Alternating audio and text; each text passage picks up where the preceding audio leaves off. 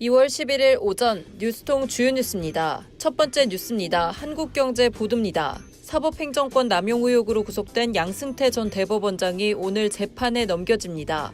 서울중앙지검 수사팀은 양 전 대법원장을 구속 기소하고 중간 수사 결과를 발표할 예정인데요. 양 전 대법원장이 임기를 마치고 물러난 지 1년 5개월 만에 피고인으로 법정에 서게 됐습니다. 사법부 수장이 범죄 혐의로 기소되는 것은 헌정사상 처음입니다. 다음으로 뉴스토마토 보도입니다. 미국 디트로이트 GM본사 소속 고위 임원이 GM 입장에서 보면 한국은 큰 딜러 시장에 불과하다라고 말한 것으로 전해졌습니다. 업계 관계자는 이 발언이 GM 최고 경영진의 입장으로 볼 수 있다고 말했는데요. 향후 한국에서 더 이상 GM 자동차를 생산하지 않을 수 있다는 뜻으로 해석할 수 있습니다. 실제 GM은 지난해 11월 밝힌 대규모 구조조정 작업의 일환으로 지난 4일부터 봉급 근로자 해고에 들어간 것으로 알려졌습니다. 한국 GM이 GM의 체질 개선 작업에서 살아남을 수 있을지 기로에 서 있다는 분석입니다.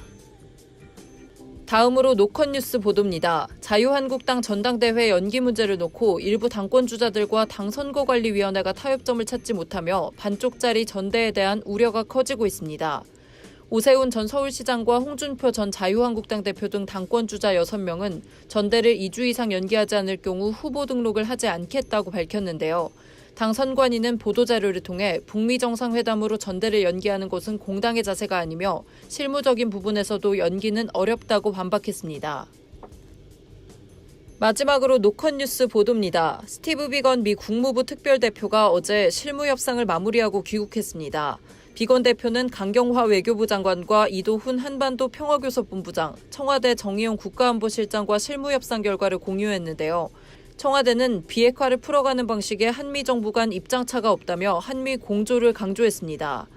한편 비건 대표는 이번 논의를 생산적이라고 언급하기도 했는데요. 일각에서는 구체적인 합의점에 도달하지 못해 추가 실무회담에서 비핵화 로드맵 마련을 위한 본격적인 삿바 싸움이 벌어질 것이라는 전망이 나옵니다.